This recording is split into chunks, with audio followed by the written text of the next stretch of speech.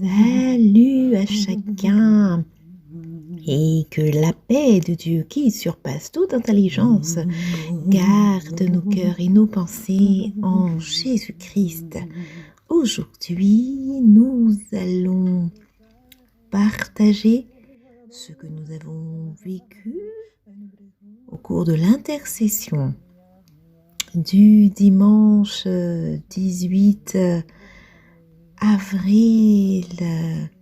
Oui, nous avons pu prier. Alors Dieu, il s'est révélé. Il a parlé à un intercesseur en ces termes: attache-toi à moi car je suis ton Dieu. Un autre intercesseur a reçu: je serai avec toi partout où tu iras. Un troisième intercesseur a reçu cette parole qui se trouve dans Romains 12, verset 1er. Je vous exhorte donc, frères, par les compassions de Dieu, à offrir vos corps comme un sacrifice vivant, saint, agréable à Dieu, ce qui sera de votre part un culte raisonnable. Amen. Et il y a eu également cette pensée afin de prier les uns pour les autres. Par ailleurs, Dieu a parlé d'amour. Il a insisté là-dessus. Il a permis qu'il y ait cette prière d'autorité. Toi, esprit impur qui t'oppose à mon amour, à l'amour dans ma vie, laisse-moi aimer Dieu au nom de Jésus-Christ de Nazareth. Amen. Et Dieu, il a parlé au travers de Jean chapitre 4 verset 8, celui qui n'aime pas n'a pas connu Dieu car Dieu est amour.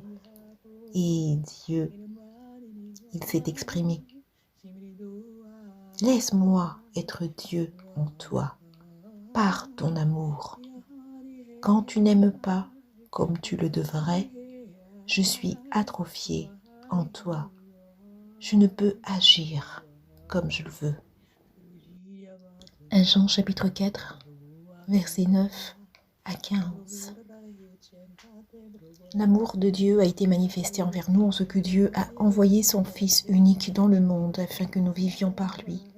Et cet amour consiste non point en ce que nous avons aimé Dieu, mais en ce qu'il nous a aimés et a envoyé son Fils comme victime expiatoire pour nos péchés.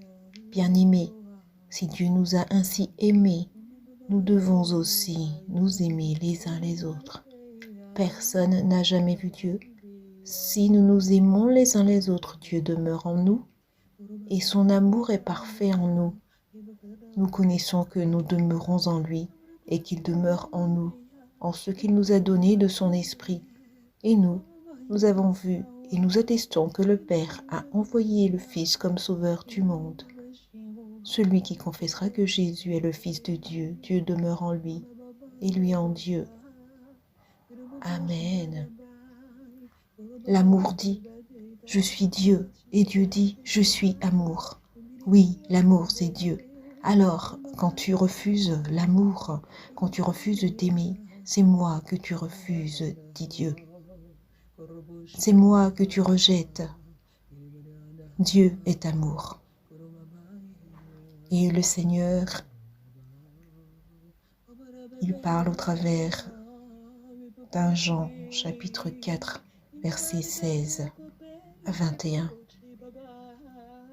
Et nous avons connu l'amour que Dieu a pour nous, et nous y avons cru. Dieu est amour, et celui qui demeure dans l'amour demeure en Dieu, et Dieu demeure en lui. Tel il est, tel nous sommes aussi dans ce monde. C'est en cela que l'amour est parfait en nous, afin que nous ayons de l'assurance au jour du jugement. La crainte n'est pas dans l'amour, mais l'amour parfait bannit la crainte. Je reprends: la crainte n'est pas dans l'amour, mais l'amour parfait bannis la crainte. Car la crainte suppose un châtiment, et celui qui craint n'est pas parfait dans l'amour. La crainte n'est pas dans l'amour, mais l'amour parfait bannit la crainte, car la crainte suppose un châtiment, et celui qui craint n'est pas parfait dans l'amour. Le Seigneur a voulu que nous reprenions ce verset 18 d'un Jean chapitre 4, verset 19 de ce même chapitre 4 de la première épître de Jean. Pour nous, nous l'aimons parce qu'il nous a aimés le premier. Si quelqu'un dit « j'aime Dieu » et qu'il haïsse son frère, c'est un menteur. Car celui qui n'aime pas son frère qu'il voit, comment peut-il aimer Dieu qu'il ne voit pas? Et nous avons de lui ce commandement, que celui qui aime Dieu aime aussi son frère. Amen. Seigneur, nous te remercions pour toutes ces paroles, pour toutes ces révélations. Merci parce que, Seigneur mon Dieu, tu nous donnes de les garder dans nos cœurs. Alléluia, que ton nom soit béni. Alléluia. Au nom de Jésus-Christ de Nazareth, nous scellons toutes ces bénédictions, toutes ces révélations, toutes ces paroles par la puissance du Saint-Esprit de Dieu. Et je t'ai prié, Père, au nom de Jésus. Amen.